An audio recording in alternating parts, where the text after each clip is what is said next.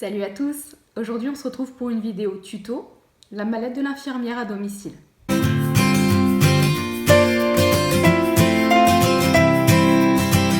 Alors il faut savoir que quand j'ai démarré la profession d'infirmière libérale, j'ai démarré avec un matériel restreint, budget restreint, matériel restreint. Donc j'ai démarré avec ma petite sacoche de fortune, mais très pratique et je l'ai encore actuellement. Elle me sert énormément, c'est ma sacoche principale. Alors une sacoche dans ce genre, il faut savoir qu'il y en a de toutes les tailles, de tous les formats et aussi de toutes les coloris. Donc j'ai opté pour le violet que je trouvais un petit peu fun, ça sortait un petit peu de l'ordinaire, ça faisait un petit peu moins austère et ça va tout à fait avec mon âge, c'est un petit peu plus dynamique. Alors cette mallette coûte environ 70 €. C'est en moyenne le prix moyen d'une sacoche comme celle-ci.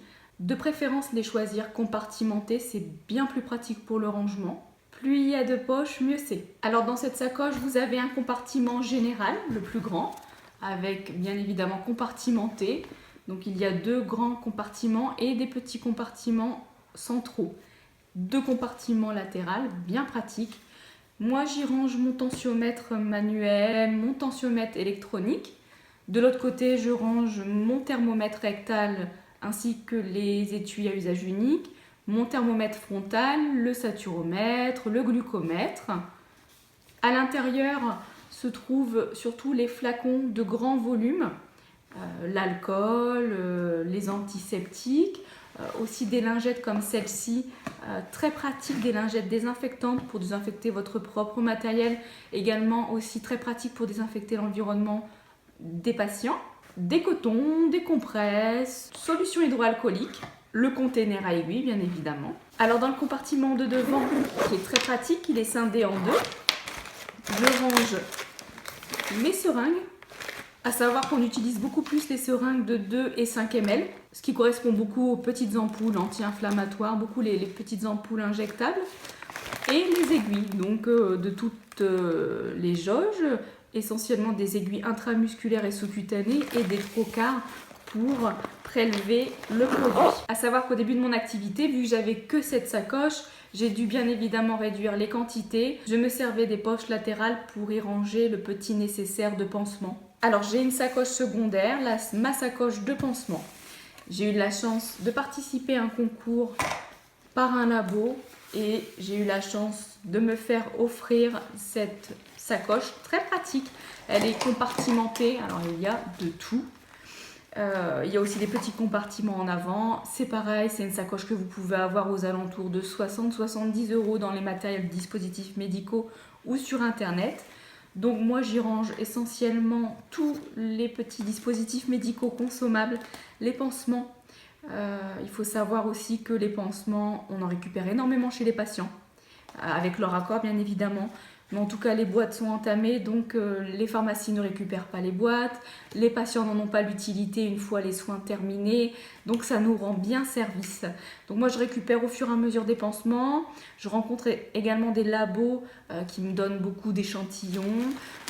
Donc voilà, ce qui m'a permis au fur et à mesure d'avoir une mallette assez chargée, un peu de tout, parce que c'est pas évident d'arriver au domicile des patients, ils n'ont pas grand-chose de prescrit. Donc voilà, c'est très pratique. Ou en cas de changement de protocole, au moins vous avez de quoi proposer d'autres dispositifs médicaux à vos patients. Dans la pochette de pansement, c'est important aussi d'avoir le nécessaire pour retirer les pansements. Moi j'ai opté pour une petite boîte métallique très pratique, facilement lavable. Dedans j'y mets mes pinces, j'y mets mes ciseaux. On n'oublie toujours pas la solution hydroalcoolique, donc j'ai des stylos, j'ai énormément aussi de matériel à usage unique. J'utilise beaucoup de matériel à usage unique car je ne suis pas souvent au cabinet et j'ai pas forcément envie de rentrer dans un protocole de désinfection, voire même de stérilisation. Donc j'opte beaucoup pour du matériel à usage unique comme beaucoup de mes consoeurs et de mes confrères d'ailleurs. Donc j'ai beaucoup de ciseaux, des pinces haute agrafe, des ciseaux haute fil, même des coupes fil. Voilà, beaucoup de matériel à usage unique, des bandes encore une fois, du sparadrap, des compresses stériles et non stériles. Voilà, tout le nécessaire pour effectuer un pansement dans de bonnes conditions. J'essaye aussi d'avoir des petits champs bleus qu'on trouve en grand format, en rouleau, pareil dans les magasins de dispositifs médicaux ou sur internet, pour protéger l'environnement du patient et également faire un soin dans de bonnes conditions. Voilà pour finir la petite sacoche de prélèvement, sachant qu'elle s'accompagne pour ma part d'une grande sacoche qui m'a été livrée par le labo avec lequel je travaille, une sacoche isotherme avec une boîte fermable sécurisée pour le transport, l'acheminement dans de bonnes conditions des prélèvements. Moi j'ai opté pour cette petite sacoche qui est très pratique et très légère, avec pareil compartimenté. Donc sur le devant, on a de quoi ranger pas mal de cordes de pompe, des aiguilles. Donc après, selon vos pratiques, j'ai des aiguilles, j'ai des ailettes pour les personnes difficiles à piquer, j'ai aussi des aiguilles spécifiques à la pédiatrie.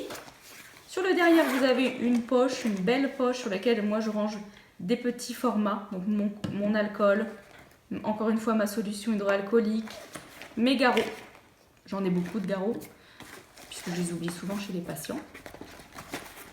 Alors, la poche centrale principale, pareil, elle est compartimentée. Moi, je mets mes petits sacs de transport, mes bons de labo, mes tubes, bien évidemment, mon coton. Sur le côté, je mets mes petits pansements. Beaucoup de stylos. Pareil, on a tendance à les oublier, voire même de se les faire shipper. Je la trouve pas mal. Je crois que je l'ai eu aux alentours de 45 €, toujours pareil sur internet. Il y a différentes colorées. Bien évidemment, il vous faudra des gants en grande quantité, donc généralement je les laisse dans la voiture. Également une solution hydroalcoolique en grand format que je mets dans mon porte-gobelet dans la voiture, c'est bien pratique. Voilà, j'ai fait à peu près le tour du matériel nécessaire pour les soins à domicile. Si vous avez aimé cette vidéo, cliquez sur le pouce j'aime. N'hésitez pas à me laisser un commentaire si vous avez des questions ou si vous avez besoin d'aide. En tout cas, moi je vous dis à bientôt pour une vidéo santé bien-être et en attendant, prenez soin de vous. Salut!